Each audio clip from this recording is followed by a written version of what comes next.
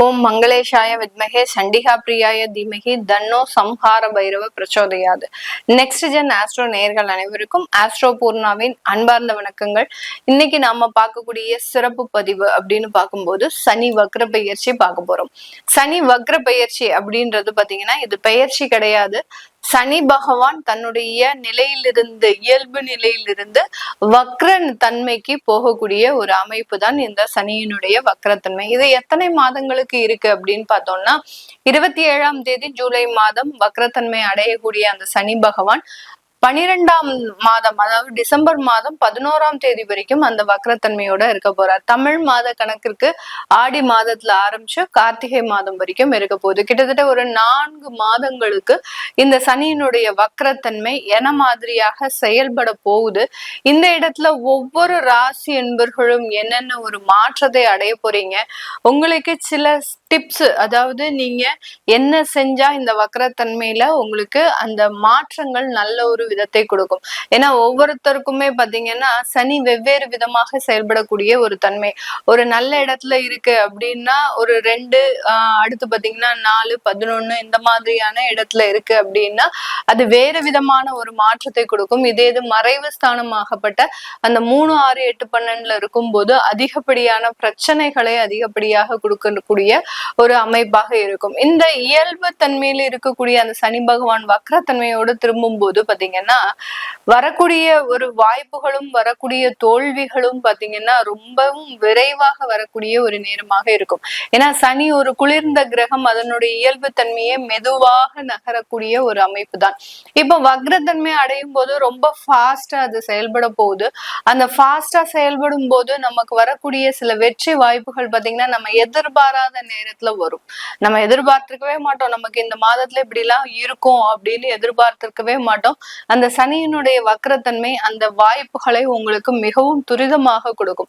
அதே சமயம் ஏதாவது ஒரு பிரச்சனைகள் உங்களுக்கு ஜாதக ரீதியாக இருக்கு அப்படின்னா இந்த டயத்துல பாத்தீங்கன்னா நீங்க எதிர்பார்க்காத நேரத்துல அவமானங்கள், தேவையில்லாத கோர்ட்டு கேஸ் வழக்குகள் இது எல்லாத்தையுமே சட்டுன்னு கொடுத்துட்டு போயிடுவார். நீங்க அந்த பிரச்சனையை ஆராய்ந்து பாக்குறதுக்குள்ள அதனுடைய பாதிப்புகள் அப்படின்றது மிகுந்த ஒரு மனவேதனையை கொடுக்கக்கூடிய ஒரு தன்மையாக இருக்கும். அதனாலதான் யாரு நம்ம ஒரு மொழி வழக்குல சொல்லுவோம் அவன் சனி மாதிரி நம்மளுக்கு பிரச்சனையை கொடுக்குறான் அப்படின்ற மாதிரி சொல்லுவோம். அதனால அந்த சனியினுடைய தன்மை பாத்தீங்கன்னா ரொம்ப வலி வேதனை அடுத்த ஒரு ஜெனரேஷனுக்கு போகக்கூடிய அளவிற்கு அதனுடைய தன்மை இருக்கும். ஏன்னா கர்மகாரகன், நீங்க செய்யக்கூடிய ஒவ்வொரு விஷயங்களுக்கும் எதிர் வினைகள் அப்படின்றது இந்த சனி பகவான் மூலமாக வரப்போகுது. அதனால நம்ம இந்த இடத்துல நீங்க எந்த மாதிரியாக பிரிகாஷனா இருக்கும், எந்த இடத்துல நீங்க சில விதத்துல ரொம்ப எச்சரிக்கையாக இருக்கணும் அப்படின்றத நம்ம இந்த பதிவுல பார்க்க போறோம். இந்த சேனல்ல முதல் முறையா பாக்குறீங்க அப்படின்னா சப்ஸ்கிரைப் பண்ணிக்கோங்க, பெல் பட்டன்ல ஆல் ஆப்ஷன் சூஸ் பண்ணிக்கோங்க.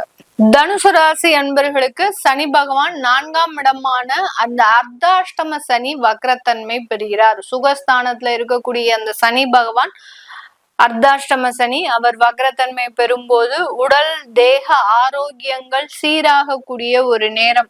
ப்ராப்பர்ட்டி சம்பந்தப்பட்ட சொத்துக்கள் சம்பந்தப்பட்ட சில விஷயங்கள்ல இருந்து வெளிவரக்கூடிய ஒரு நேரம். நிறைய பேருக்கு சொத்துக்கள் சேரக்கூடிய ஒரு நேரமாகவும் இருக்கும். வண்டி, வீடு, வாகனம் இதெல்லாமே வாங்கக்கூடிய ஒரு தருணம். சின்ன சின்ன ஆசைகள் கூட நிறைவேறுவதற்குண்டான ஒரு காலகட்டமாக தான் இந்த தனுசு ராசி அன்பர்களுக்கு இருக்க போகுது. தனுசு ராசி அன்பர்கள் பெரிய அளவுக்கு ஆசையெல்லாம் பட மாட்டாங்க. தன்னுடைய குடும்பம் நல்லா இருக்கணும். ஏன்னா குடும்ப ஸ்தானாதிபதிய சனி பகவான் தான், அவர் 4ஆம் இடத்துல இருக்கிறாரு. அதனால தன்னுடைய குடும்பம் நல்லா இருக்கணும், தன்னுடைய தேகம் நல்லா இருக்கணும். ஏன்னா சுவர் இருந்தாதான் சித்திரம். அதனால தேக ஆரோக்கியம் நல்லா இருந்தாதான் நம்மளுடைய குடும்பத்தை காப்பாற்ற முடியும் அப்படின்ற ஒரே ஒரு விஷயத்துல மட்டும்தான் ஒரு கான்பிடண்டா இருக்கக்கூடிய ஒரு நபர்கள். எந்த விதமான எதிர்பார்ப்பும் இருக்காது. காலபுருஷனுக்கு 9ஆம் இடம் அப்படின்ற ஒரு இடத்துல இருக்கக்கூடிய இந்த தனுசு ராசி என்பர்கள் இவர்களினுடைய முழு பலமுமே பாத்தீங்கன்னா தெய்வம் தான். தெய்வத்தை தவிர ஒரு ஆள் இவர்களுக்கு உதவி செய்யறதுக்கு கிடையாது.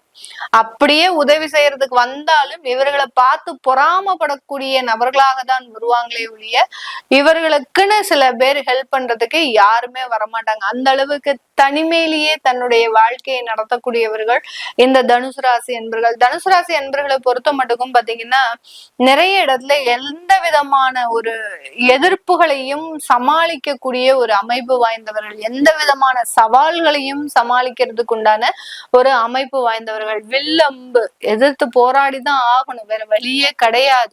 அந்த வலியும் வேதனையும் எவ்வளோ இருந்தாலும் சரி அதை எதிர்த்து போராடி வெற்றியை பெறணும் அப்படின்ற ஒரு வைராக்கியம் இருக்கும். அந்த வைராக்கியம் தான் இவர்களை உச்சத்திற்கு கொண்டு போகக்கூடிய ஒரு நேரமாக இருக்கும். இந்த சனி வக்ரத்தன்மை அப்படின்றது முழுமையான ஒரு மாற்றத்தை கொடுக்க போகுது. ஏன்னா உங்களுடைய ராசியையே அந்த சனி பகவான் 10ஆம் பார்வையாக பார்க்கிறார். 10ஆம் பார்வையாக பார்க்கும்போது என்ன செய்யும் இந்த இடத்துல பாத்தீங்கன்னா, உங்களுக்கு உண்டான சில கடமைகளை நீங்க நிறைவேற்றணும்னு ஆசைப்படுவீங்க. குழந்தைங்க நல்லா படிக்கணும், அவங்களுக்கு உண்டான ஃபியூச்சரை நம்ம இருக்கிறதுக்குள்ள செஞ்சு முடிச்சிடணும். ஏன்னா இப்போ இந்த அர்த்தாஷ்டம சனி அப்படின்றது பாத்தீங்கன்னா இந்த தனுசு ராசி என்பவர்களுக்கு இவர்களுக்குள்ள ஒரு பயம் என்னன்னா, நமக்கு எப்ப வேணாலும் எது வேணாலும் நடந்துரும் அப்படின்ற ஒரு மரண பயத்தை கொடுத்துக்கிட்டே இருக்கும். இத சில பேர் வெளியில சொல்ல மாட்டாங்க, நான் ஜோதிட ரீதியாக ஆராய்ந்து சொல்றேன். ஏன்னா இந்த முழுமையா இந்த ஒரு பயம் மட்டும்தான் இவர்களுக்கு ஒரு மிகப்பெரிய ஒரு கலக்கத்தை கொடுக்கும்.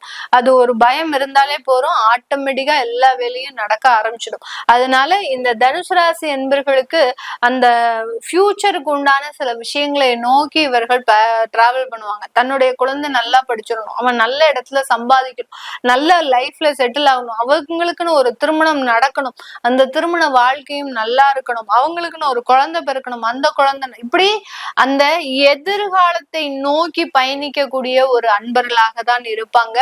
அந்த பயம் முழுமையாக விளங்கி, நான் சொன்ன அந்த பயம் முழுமையாக விளங்கி இவர்களால எல்லாமே செய்ய முடியும் அப்படின்ற ஒரு தன்னம்பிக்கை ஏற்படக்கூடிய ஒரு காலமாக இருக்கும்.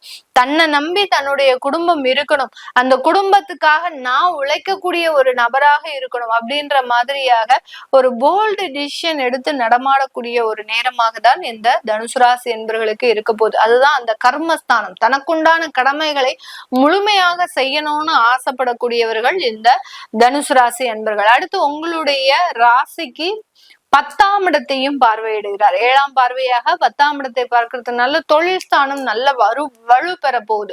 தொழில இருக்கக்கூடிய சில நெகட்டிவான விஷயங்கள் கலைந்தெடுக்க போறீங்க. அடுத்த தொழில இருக்கக்கூடிய பார்ட்னர்ஷிப் விஷயங்களும் உங்களுக்கு முழுமையான ஒரு மாற்றத்தை கொடுக்க போகுது. அடுத்து பாத்தீங்கன்னா இந்த தொழில இருக்கக்கூடிய லாபங்களும் அதிகரிக்கக்கூடிய ஒரு நேரமாக தான் இந்த தனுசு ராசி என்பவர்களுக்கு இருக்கும். இந்த தனுசு ராசி என்பவர்களுக்கு இவர்களினுடைய 6ஆம் இடத்தை அந்த சனி பகவான் வக்ரத்தன்மையோட பார்க்கறதுனால கடன் சம்பந்தப்பட்ட சில பிரச்சனைகள் மறையக்கூடிய ஒரு நேரம். கடன் தொந்தரவுகள், ஏற்கனவே கடன் வாங்கினவங்க திடீர்னு இருந்தாப்புல பிரச்சனை பண்ணுவாங்க. இதனால அவமானங்கள், தேவையில்லாத சண்டை சச்சரவுகள் இதெல்லாமே ஏற்படும்.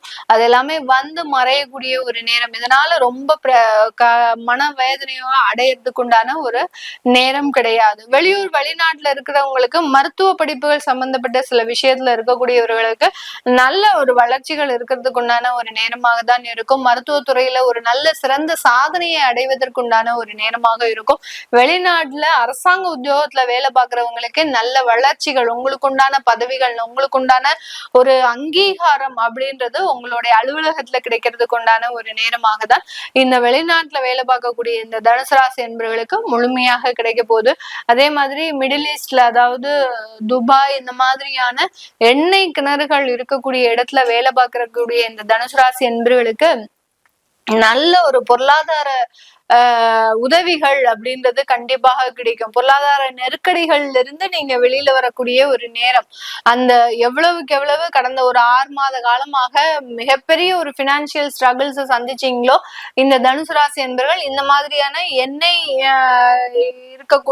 கிடங்குகள் இருக்கக்கூடிய அந்த கண்ட்ரியில இருக்கக்கூடியவர்களுக்கு, UAE போன்ற கண்ட்ரில எல்லாம் இருக்கக்கூடியவர்களுக்கு நல்ல ஒரு சேஞ்சஸ் அப்படின்றது, பினான்சியல் ஸ்ட்ரகிள்ஸ் அப்படின்றது முழுமையாக குறைய அமையக்கூடிய ஒரு நேரம்.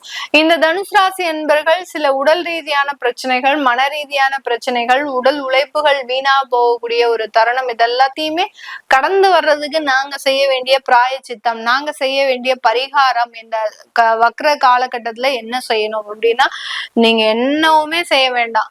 உடம்புக்கு நல்ல எண்ணெய் தடவி குளிங்க. அதாவது அந்த சனி நீராடு அப்படின்னு சொல்லுவோம் இல்லையா, எண்ணெய் தேய்ச்சு குளிக்கும் போது அதுல இருக்கக்கூடிய நெகட்டிவான விஷயங்கள் குறையுது. அதனாலதான் நம்ம அந்த எண்ணெய் தேய்ச்சி குளிக்கிறது அப்படின்ற ஒரு பழக்கம் சனிக்கிழமை அன்னைக்கு நம்மளுடைய முன்னோர்கள் வச்சிருந்தாங்க.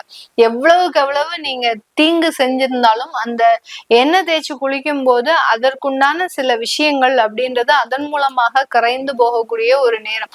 அதனாலதான் அந்த சனியினுடைய பீடன்னு சொல்லுவாங்க. ஜென்ரலா அந்த காலத்துல நம்மளுடைய முன்னோர்கள் பிடிச்ச சனி பீடை இந்த எண்ணெய் தேய்ச்சி குளிக்கிறதுனால உனக்கு போகட்டும் அப்படின்னு சொல்லி சின்ன பசங்களை அந்த மாதிரியாக சொல்லி குளிக்க வைப்பாங்க. அந்த மாதிரியாக இந்த அர்த்தாஷ்டம சனியில இருக்கக்கூடிய இந்த தனுசு ராசி என்பர்கள் நீங்க கோயிலுக்கு போய் வழிபாடு பண்ணணும் இல்ல, நீங்க எந்த தெய்வத்தையும் வீட்டுல வழிபாடு பண்ணணும்னு இல்ல, சனிக்கிழமை எண்ணெய் தேய்ச்சி குளிங்க. இதை செஞ்சிட்டீங்க அப்படின்னாலே ஆட்டோமேட்டிக்காக உங்களுக்கு இருக்கக்கூடிய சில விஷயங்கள் மாற்றத்தை அடையிறதுக்கு உண்டான ஒரு நேரம், ஒரு பிரிஸ்க் கிடைக்கும், ஒரு சுறுசுறுப்பு கிடைக்கும், ஒரு மந்தத்தன்மை நீங்கிறதுக்கு உண்டான ஒரு டைமா தான் இருக்க போகுது. உங்களுடைய ஜாதகத்தை முழுமையா பார்க்கணும் அப்படின்னு விருப்பப்படுறவங்க கீழே இருக்கிற நம்பருக்கு வாட்ஸ்அப்ல அப்பாயின்மெண்ட் வாங்கிக்கிட்டு நீங்க கன்சல்ட் பண்ணிக்கலாம். உங்களிடமிருந்து விடைபெறுவது உங்கள் ஆஸ்ட்ரோ பூர்ணா. நன்றி, வணக்கம்.